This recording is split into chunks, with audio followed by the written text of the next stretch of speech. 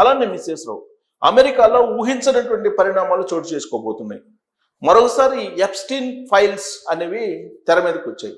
దీంతో ట్రంప్ బర్త్రఫ్ లేదా ట్రంప్ మీద అవిశ్వాస తీర్మానం పెడతారు అనేటువంటి చర్చ చాలా విస్తృతంగా జరుగుతుంది.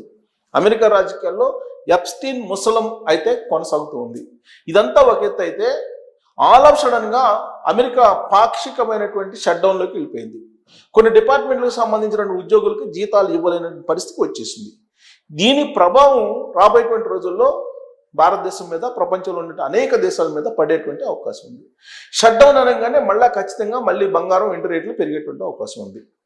అలాగే ట్రంప్ అవిశ్వాస తీర్మానం దిశగా వెళ్తున్నారు. ఎప్స్టీన్ ఫైల్స్ వచ్చాయి బయటికి, కాబట్టి ట్రంప్ని బర్తరఫ్ చేసే అవకాశం ఉంది. ఇవన్నీ ఊహాగానాలు మళ్ళీ బంగారం, గోల్డ్ రేట్ని అలాగే ఇంటి రేట్ని పెంచడానికి అవకాశాలు ఉన్నాయి. ఇది నిజంగా సాధ్యమా అంటే ఏమీ సాధ్యం కాదు, అన్నీ ఊహాగానాలు. ఈ ఊహాగానాలతోటి మార్కెట్ని అతలాకుతలం చేస్తూ ఉన్నారు కొంతమంది.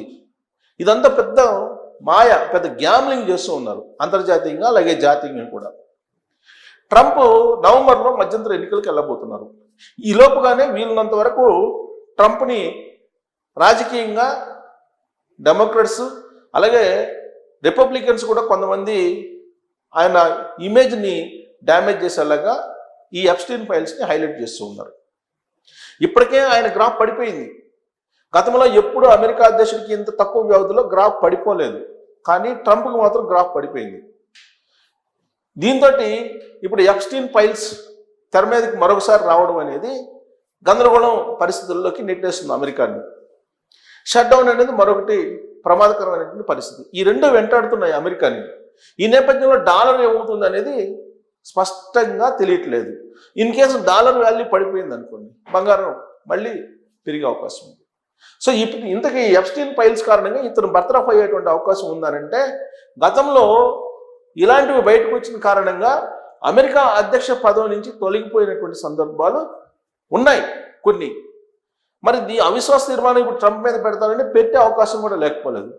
ఎందుకు అసలు ఎప్స్టీన్ ఫైల్స్ ఏంటి, దాని ప్రభావం ట్రంప్ మీద ఎంత ఉంటుంది అనేది మనం విశ్లేషణ చేసుకునే ప్రయత్నం చేద్దాం. వాస్తవంగా ట్రంప్ మీద మొదటి నుంచి లైంగిక వేధింపులు, ఈ లైంగికమైన అంశాలు ఇవన్నీ కూడా ఆయనకి చుట్టుముడుతూ ఉంటాయి. రీసెంట్గా కూడా ఒక అపాయింట్మెంట్ వైట్ హౌస్లో చేస్తే ఆ అపాయింట్మెంట్ చేసినటువంటి అతని వైఫ్ అందంగా ఉంటుంది, అందుకని నేను అపాయింట్ చేశానని చెప్పేసి ఆయన చేసినటువంటి కామెంట్. ఈయన మహిళలతో వ్యవహరించినటువంటి తీరులు, లేదా ఈయన గతంలో ఎప్స్టీన్తో కలిసి ఎవరైతే పేద మధ్యతరగతి ఆడపిల్లలు ఉంటారో వాళ్ళతోటి లైంగికంగా ఈయన చేసినటువంటి దాష్టికం ఇవన్నీ కూడా బయటకు వస్తున్నాయి. మరి ఇవి బయటకు వచ్చినప్పుడు ఖచ్చితంగా ఈయన మీద అవిశ్వాస తీర్మానం పెట్టే అవకాశం లేకపోలేదు. ఇప్పుడు రాజకీయంలో అమెరికాలో ఒక పెద్ద ముసలంగా తయారైంది. ఇది ఏంటి, ఇంతకీ ఆ ఎప్స్టీన్ ఫైల్స్ ఏంటి అనేది ఒకసారి మనం చూద్దాం. చూడండి, ఎప్స్టీన్కి సంబంధించి ఇక్కడ చూడండి. ట్రంప్ ఇజ్రాయెల్ తన గుప్పిట్లోకి తీసుకుందని ఎఫ్బి, ట్రంప్ను ఇజ్రాయెల్ తన గుప్పిట్లోకి తీసుకుందని. ట్రంప్ పాలనలో కుష్నర్ అతిగా జోక్యం చేసుకున్నారని ఆరోపణ. కుష్నర్ కుటుంబానికి రష్యా మనీ లాండరింగ్తో సంబంధాలు ఉన్నట్టు రిపోర్టు. సో లైంగిక నేరస్తుడు జెఫ్రీ ఎప్స్టీన్, అతనికి సంబంధించిన తాజా పత్రాల్లో అమెరికా అధ్యక్ష కార్యాలయం వైట్ హౌస్ పునాదులు కదిలిస్తూ ఉన్నాయి. ఎఫ్బిఐకి చెందినటువంటి విశ్వసనీయ సమాచారం ప్రకారం అధ్యక్షుడు డొనాల్డ్ ట్రంప్ నిర్ణయాలను ఇజ్రాయెల్ శాసిస్తుందని, ఆయన పూర్తిగా ఆ దేశ ప్రభావంలో ఉన్నారని ఆ నివేదిక బాంబు పేల్చింది. ట్రంప్ అల్లుడు కుష్నర్పై ఈ నివేదికలో తీవ్రమైనటువంటి ఆరోపణలు ఉన్నాయి. ట్రంప్ వ్యాపార సామ్రాజ్యంలోనే కాదు, అధ్యక్షుడి అధికారిక నిర్ణయాల్లో కూడా కుష్నర్ అనవసరంగా తలదూర్చారని ఎఫ్బిఐ పేర్కొంది. సో ఎఫ్బిఐ మనకి సిబిఐ లాంటిది, అమెరికాకి ఎఫ్బిఐ.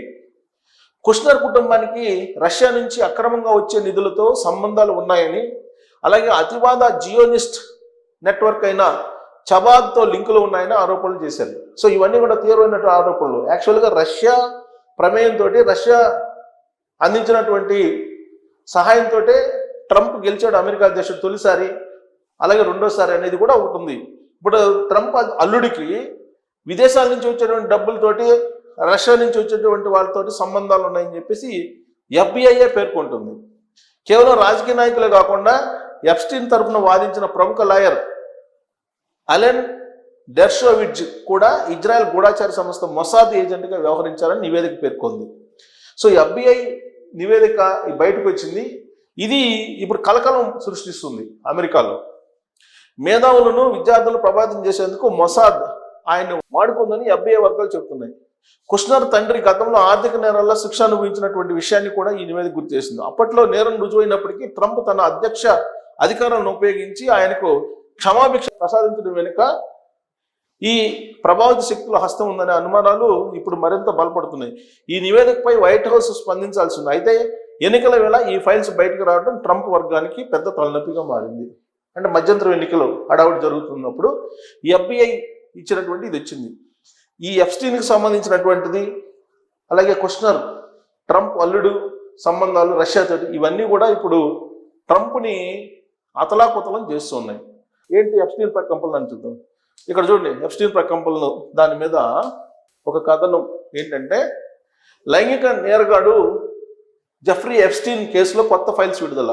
ఈ ఆల్రెడీ ఎలన్ మస్క్ గతంలో కొన్ని విడుదల చేశారు. ఇదిగో బకింగ్హామ్ ప్యాలెస్కు ఎప్స్టీన్ను ఆహ్వానించిన prince Andrew.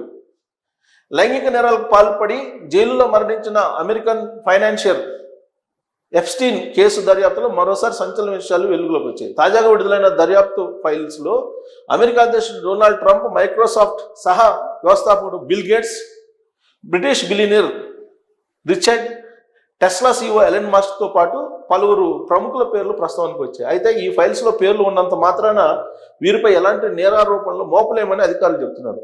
So Elon Musk, తర్వాత బిల్ గేట్స్, ట్రంప్, వీళ్ళందరూ ఎప్స్టీన్ ఫైల్స్లో ఉన్నారు. ట్రంప్పై ఆరోపణలు అవాస్తవం. ఈ ఫైల్స్లో భాగంగా డొనాల్డ్ ట్రంప్పై వచ్చిన పలు లైంగిక ఆరోపణలతో కూడిన FBI తాజా జాబితా ఒకటి ఉంది. వీటిలో చాలా వరకు అజ్ఞాత వ్యక్తుల నుంచి వచ్చిన ఫిర్యాదులు ధృవీకరించినటువంటి సమాచారం అని తేలింది. దీనిపై అమెరికన్ న్యాయశాఖ స్పందిస్తూ 2020 ఎన్నికలకు కొద్ది రోజుల ముందు ట్రంప్పై వచ్చిన ఈ ఆరోపణలు పూర్తిగా నిరాధారం, అవాస్తవం అని చెబుతున్నారు. సో బిల్ గేట్స్ వీళ్ళందరూ కూడా, ఎలన్ మస్క్, రిచర్డ్ వీళ్ళందరూ ఉన్నారు.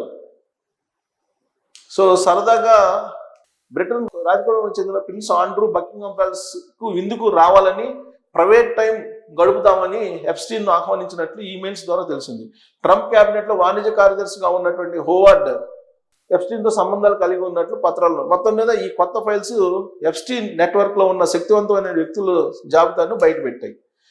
ఇంకోటి అమెరికా షట్ డౌన్. ఇక్కడ చూడండి, అమెరికా షట్ డౌన్. అమెరికా ఇప్పుడు షట్ డౌన్లోకి వెళ్ళిపోయింది. ఇదంతా ఎప్స్టీన్ ఫైల్స్ కూడా ఒకటి, అలాగే FBI ట్రంప్ అల్లుడికి ఉన్న సంబంధాలను బయటపెట్టింది ఒకటి, అమెరికా షట్ డౌన్. అమెరికాలోని మరోసారి ప్రభుత్వ కార్యాలయాలు పాక్షికంగా స్తంభించాయి. 2026 సంవత్సరానికి సంబంధించినటువంటి ఫెడరల్ బడ్జెట్కు కాంగ్రెస్ ఆమోదం లభించకపోవడంతో శనివారం నుంచి పాక్షిక షట్ డౌన్ అమల్లోకి వచ్చింది. ఫెడరల్ నిధుల గడువు నిన్న అర్ధరాత్రితో ముగియడంతో ఈ పరిస్థితి లేదు. అయితే ఈ షట్ డౌన్ స్వల్పకాలమేనని, త్వరలో సమస్య పరిష్కారం అవుతుందని చట్టసభ్యులు చెప్తున్నారు.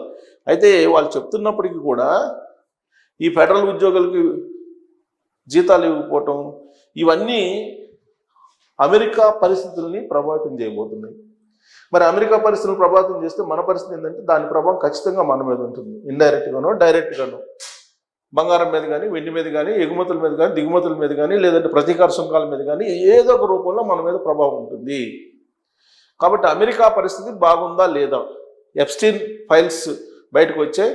దాంట్లో కొన్ని వివాదాస్పదమైనటువంటి బయటకు వచ్చాయి. ట్రంప్ ఆల్రెడీ ఎప్స్టీన్ ఫైల్స్ ఎప్పటి నుంచో ఉన్నాడు. ఇప్పుడు తాజాగా వాళ్ళ అల్లుడికి సంబంధించిన వ్యవహారం కూడా బయటకు వచ్చింది.